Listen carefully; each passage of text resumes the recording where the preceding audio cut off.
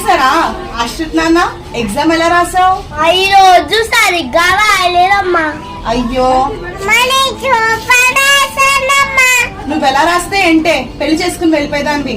సరే ముందు ఫ్రెష్ అవుతురు కానీ పదండి. చూద్దాం. ఎగ్జామ్ బాగా రాయలేదు. 1 hour later. నానా ఆశ్రిత్, ఒక గంట నుండి ఆ ఫోన్ చూస్తున్నావురా. ఈ రోజు ఎగ్జామ్ బాగా రాయలేదన్నావు, రేపటికైనా చదువుకోవచ్చు కదా నానా. కాసేపు ఆగమ్మా. సర్లే. ఏ శ్రీయాన్షి, నువ్వేంటే బుక్స్ తీసావు? ఇంట్లో పనంతా అయిపోయిందా? ఎగ్జామ్ ఉన్నమ్మా, మంచిగా నేను చదువుకుంటా. ఇప్పుడు నువ్వు ఎగ్జామ్స్ బాగా రాసి ఎవరిని ఉద్ధరించాలే? రేపు పొద్దున్న పెళ్లి చేసుకుని వెళ్ళిపోతావు. మనీ చదువుకొని పెద్దయ్యాక మంచి జాబ్ చేస్తానమ్మా. సరేనే, చదువుకో. రే ఆశ్రిత్, శ్రీయాన్షి, చాలా లేట్ అయింది, ఇంక బుక్స్ మూసి పడుకోండి. నేను ఇక్కడ పడుకోవాలి. నేను ఇక్కడే పడుకుంటాను. నిజంగా నీ పని అమ్మతో చెప్తా. అమ్మ చూసి శ్రీయాన్షి, ఈ మధ్య నీ కలర్ బాగా పెరిగిపోయింది, అస్సలు మాట వినట్లేదు నువ్వు. అటు జరుగు. ఆడపిల్లలు అణిగిమణిగా ఉండాలి, అలా సమాధానం చెప్పకూడదు. ఈ రోజు అంతా కింద పడుకోపోయి.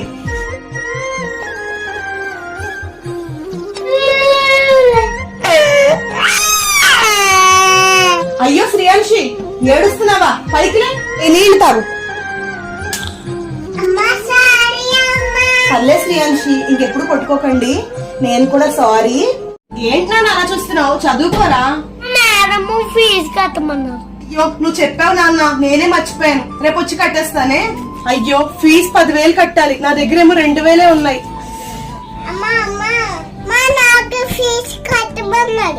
వాడికి కట్టడానికి నా దగ్గర డబ్బులు లేవు. నీకు కొంచెమైనా బుద్ధి ఉందా?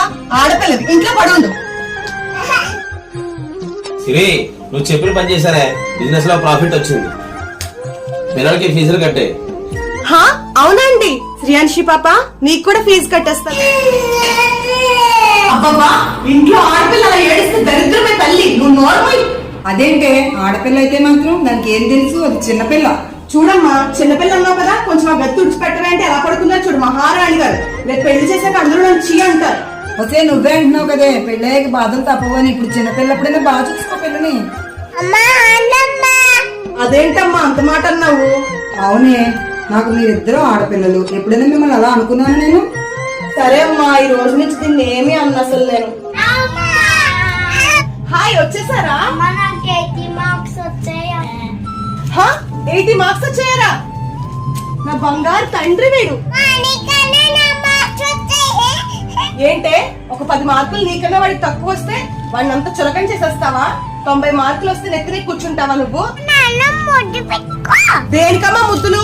మీ అన్నయ్యను అవమానించినందుక? ఇంట్లో చాలానే పని ఉంది, వెళ్ళు. అయినా నీకు ఇదివరకే చెప్పాను నేను, ఆడపిల్లలకి చదువుకున్న పని ముఖ్యమని.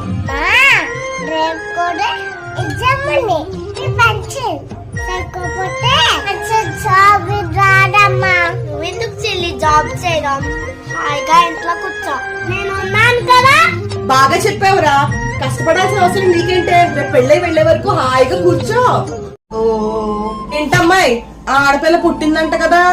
పాప పిన్ని గారు, ఇది పుట్టడం వల్ల మీ అత్తగారు హాస్పిటల్ కూడా రాలేదంట కదా చూడ్డానికి. ఎవరు పుడితే ఏంటి పిన్ని గారు? ఏంటో అమ్మాయి, ఈ దరిద్ర మొహం దీని జీవితం నాశనం చేసేస్తోంది. దీన్ని వదిలిపడే. అలా అని మీ అమ్మ మా అమ్మ అనుకునుంటే ఈ రోజు మనం ఇక్కడ ఉండే వాళ్ళమే కాదు. ఈ పొగరికి ఏం తక్కువ లేదు. ఎలా ఉన్నావమ్మా? హాయ్ పిన్ని గారు, చాలా కాలమే మిమ్మల్ని చూసా. నీ కూతురు చాలా పెద్దదైపోయిందే. ఆ రోజు నీకు ఆడపిల్ల పుట్టిందని నేను చాలా మాటలన్నానమ్మా. అయ్యో పిన్ని గారు, మనుషులన్నాక తప్పులు చేస్తూ ఉంటాము, సరిదిద్దుకుంటూ ఉంటాము. మీరేం బాధపడకండి. నా కొడుక్కి కోడలికి పెళ్ళై 5-6 ఏళ్ళు అవుతున్నా సరే వాళ్ళకి అసలు పిల్లలే పుట్టడం లేదమ్మా. ఏ పాపం చేసామో ఏంటో. ఏ శ్రీయాన్షి, ఉందా తింట బాపవే.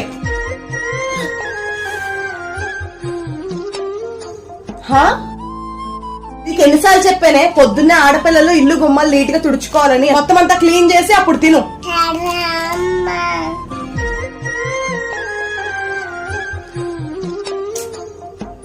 మొత్తం అంతా చక్కగా తుడు. పని అయిపోయింది.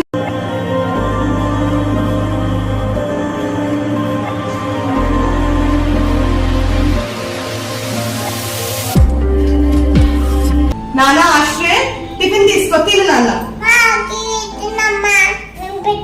ఏంటి ఆకలి ఆకలిస్తుందా? ఈ రోజు పని మనిషి రాదంట, అంట్లని తోమ పెట్టి వెళ్ళి. నాకు రావడం ఆడపిల్లవి రాదంటే ఎలా కుదురుతుందే? రేపు పొద్దున పనులు ఎలా చేసుకుంటావు? నోరు మూసుకుని వెళ్ళావు.